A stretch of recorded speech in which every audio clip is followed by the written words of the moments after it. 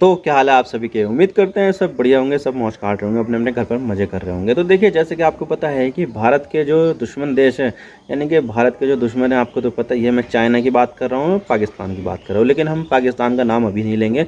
हम बात करेंगे यहाँ पर चाइना की। तो देखिए, चाइना यहाँ पर भारत के लिए पाकिस्तान से भी ज़्यादा खतरनाक दुश्मन है, क्योंकि वहाँ पर जो चाइना है उसकी आबादी तो भारत के टक्कर की है, और साथ में उसकी जो मिलिट्री है वो भी भारत से ज़्यादा एडवांस है, और उसकी जो इकोनॉमी है वो भी 5 से 6 गुना ज़्यादा है। तो यहाँ पर हम देखा जाए तो पाकिस्तान भारत का इतना बड़ा दुश्मन नहीं है जितना बड़ा यहाँ पर चाइना है। और चाइना के साथ यहाँ पर आपको तो पता ही है कि कितने ज़्यादा तकरार होते रहते हैं, और इसकी वजह से राजनीति भी बहुत ज़्यादा देखने को मिलती है कि भाई यहाँ पर जो अभी बीजेपी रूलिंग पार्टी है, तो यहाँ पर जो अपोजिशन पार्टियाँ हैं जैसे कि कांग्रेस है, कांग्रेस यहाँ पर अक्साई चिन्ह को लेकर यहाँ पर बीजेपी पार्टी के ऊपर हमला बोलती है, तो अरुणाचल प्रदेश को लेकर, तो कभी कभी यहाँ पर कुछ और चीज़ें निकल कर सामने आती है, और कभी कभी इंफ्रास्ट्रक्चर को लेके कि यहाँ पे चाइना के जो ट्रूप है वो हमारे इंडियन टेरिटरी में घुस गए और यहाँ पे सरकार कुछ नहीं कर पा रही है। तो इस वजह से यहाँ पर काफ़ी ज़्यादा राजनीति देखने को मिलती है। लेकिन यहाँ पर इसकी जो शुरुआत है, शुरुआत तो वैसे बहुत ज़्यादा पहले हो गई थी।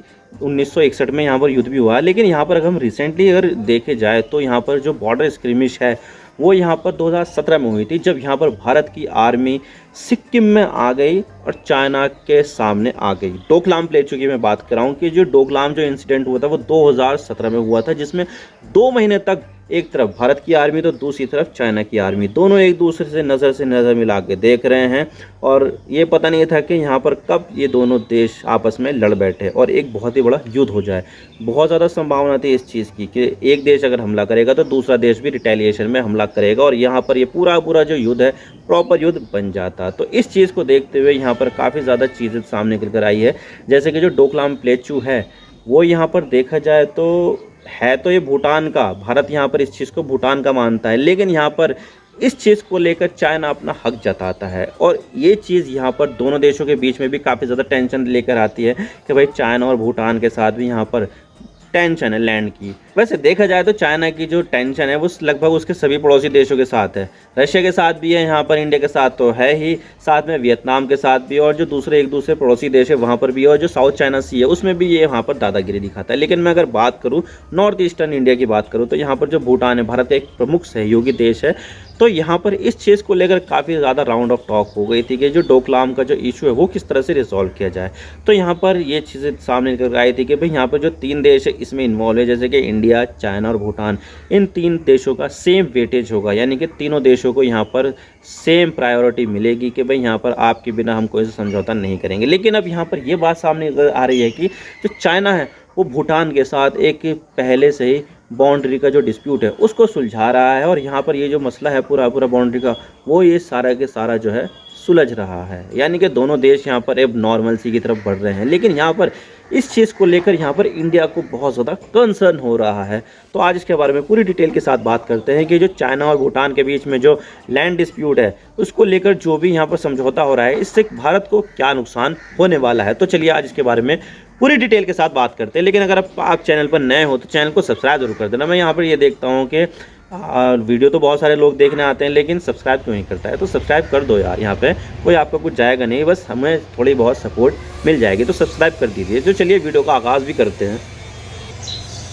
तो देखिए, यहाँ पर भारत और चाइना के बीच में बाउंड्री डिस्प्यूट तो है, लेकिन यहाँ पर चाइना और भूटान के बीच में काफ़ी तगड़ा बाउंड्री डिस्प्यूट सामने निकल आता है। लेकिन यहाँ पर ये देखा जा रहा है कि अभी 23 तारीख में दोनों देशों के जो विदेश मंत्री हैं ना, यानी कि भूटान के भी विदेश मंत्री और चाइना के विदेश मंत्री, दोनों आपस में मिले और बोलते हैं चलो यार यहाँ पर जो मामला है ना ये सुलझाते हैं और जो लैंड डिस्प्यूट है उसको यहाँ पर कंप्लीट करते हैं।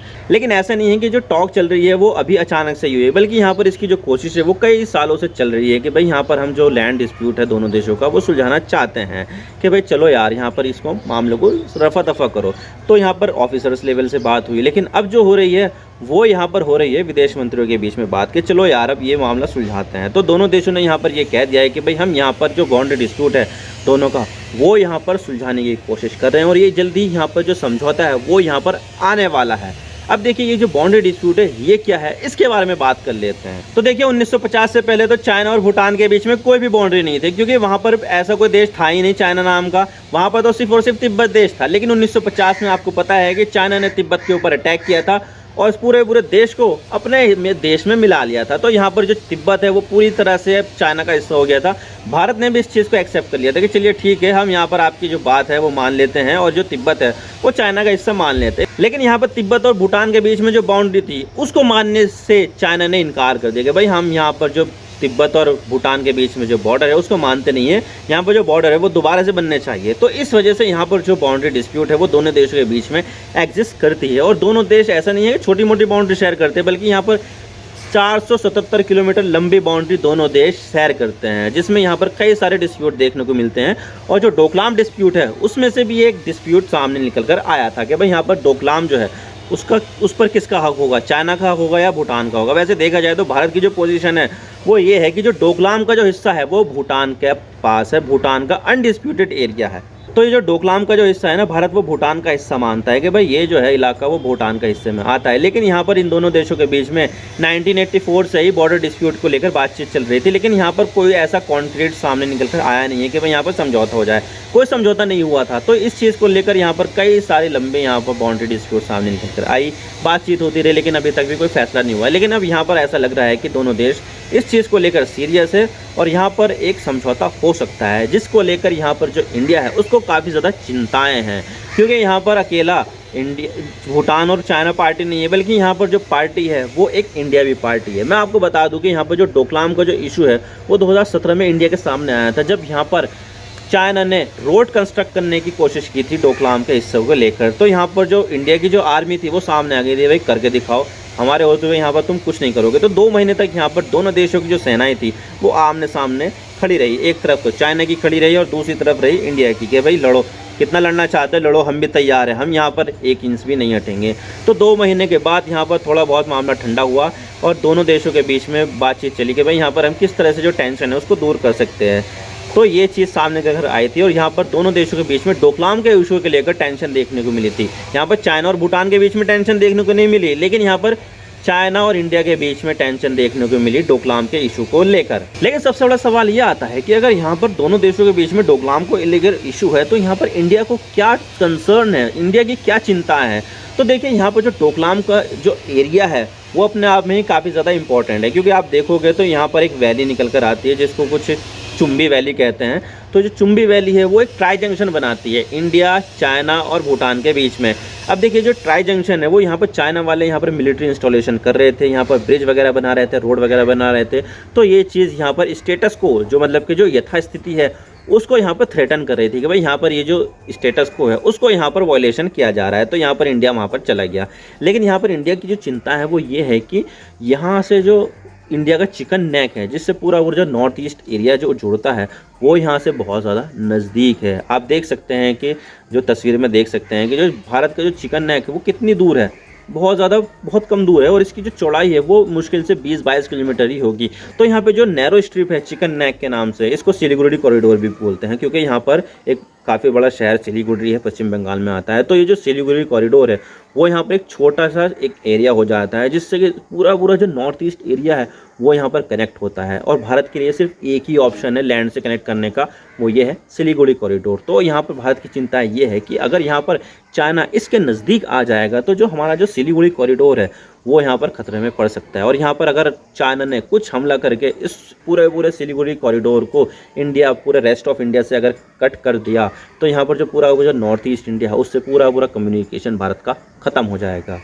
क्योंकि छोटा सा एरिया है, उस छोटे से एरिया को यहाँ पर कट करने से इतना बड़ा नॉर्थ ईस्टर्न एरिया चले जाएगा। तो भारत के लिए कितना चिंता की बात होगी कि भाई इस चीज़ को हर हाल में प्रोटेक्ट करना ही करना है। और जो चाइना की जो छाया है उस पर दूर दूर तक भी आनी नहीं चाहिए। तो भारत के लिए सबसे बड़ी चिंता यह है कि इस चिकन नेक से चाइना को दूर से दूर रखा जाए। लेकिन यहाँ पर जो डोकलाम का जो इशू है वो चाहता है कि जो डोकलाम है वो यहाँ पर मुझे मिल जाए, क्योंकि यहाँ पर जो मिलिट्री इंस्टॉलेशन है वो चाइना यहाँ पर करना चाहता है, ताकि यहाँ पर कभी भी अगर इंडिया के साथ जंग हो जाए तो इस मिलिट्री इंस्टॉलेशन से वो चिकन नेक पर हमला करके पूरे नॉर्थ ईस्ट को इंडिया के नक्शे से गायब कर दे और यहाँ पर पूरा कब्जा कर ले, खास करके अरुणाचल प्रदेश का, क्योंकि चाइना अरुणाचल प्रदेश पर अपना हक मानता है कि भाई यहाँ पर जो अरुणाचल प्रदेश है वो चाइना का हिस्सा है, जबकि ये पूरा पूरा भारत का हिस्सा है। तो अगर ऐसा होता है तो ये भारत के लिए काफ़ी ज़्यादा चिंता की बात होगी कि भाई यहाँ पर मिलिट्री इंस्टॉलेशन कर लेगा चाइना, इस चिकन नेक के और ज़्यादा करीब आ जाएगा, तो ये भारत के लिए चिंता की बात नहीं होगी? ऑफ कोर्स होगी। और इस चीज़ को लेकर यहाँ पर जो थिम्फू है, यानी कि जो राजधानी है भूटान की, वहाँ पर बैठे हुए भूटान के नेताओं ने भी कह दिया था कि भाई यहाँ पर जो ये इशू है वो 3 देशों के बीच में बराबर बराबर का इशू है, इंडिया, चाइना और भारत, भूटान के बीच में।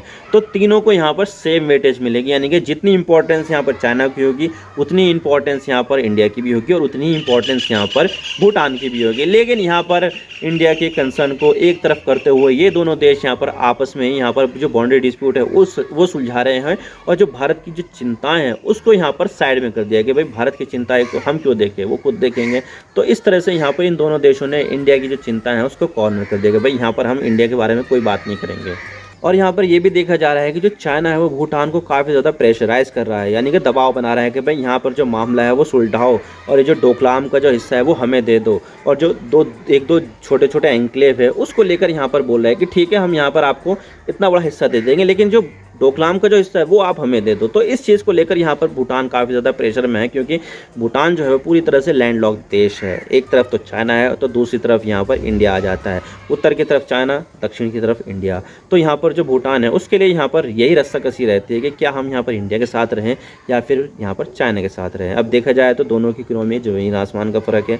चाइना की इकोनॉमी भारत से कई ज़्यादा गुना बड़ी है, उसकी जो मिलिट्री है वो भी काफ़ी ज़्यादा ताकतवर है। तो इस चीज़ से जो चाइना का भूटान का जो झुकाव है वो हो सकता है कि चाइना की तरफ जाए कि भाई यहाँ पर वो एक इन्वेस्टमेंट के नाम पर यहाँ पर भूटान में इन्वेस्ट करे, बदले में यहाँ पर अपने लिए डिप्लोमेटिक सपोर्ट ले ले, और जो डोकलाम का जो रास्ता है वो यहाँ पर अपने लिए ले ले। तो यहाँ पर इस तरह से चाइना यहाँ पर गंदी राजनीति कर रहा है, गंदी जियोपॉलिटिक्स खेल रहा है, जिससे यहाँ पर भारत को काफ़ी ज़्यादा चिंता करनी चाहिए। और मैं ये चाहता हूँ कि भारत सरकार से कि यहाँ पर इस मामले में भारत खुद को भी इन्वॉल्व कर ले कि भाई यहाँ पर आपके दोनों के अकेले से यहाँ पर ये मामला सुलझाना नहीं चाहिए, यहाँ पर भारत को भी इन्वॉल्व होना चाहिए। भारत भी इन्वॉल्व होगा यहाँ पर, ताकि यहाँ पर जो बाउंड्री टॉक है वो तीनों देशों में इक्वल किए जा सके, ना सिर्फ इन दोनों देशों के बीच में, क्योंकि यहाँ पर ये दोनों देश मिलकर भारत की चिंताएं को देख ही नहीं रहे हैं कि भाई यहाँ पर भारत की क्या क्या चिंताएं हैं। तो इस चीज़ से भारत की जो सिक्योरिटी है वो कॉम्प्रोमाइज़ हो रही है ना, आप ये भी सोच के देखिए।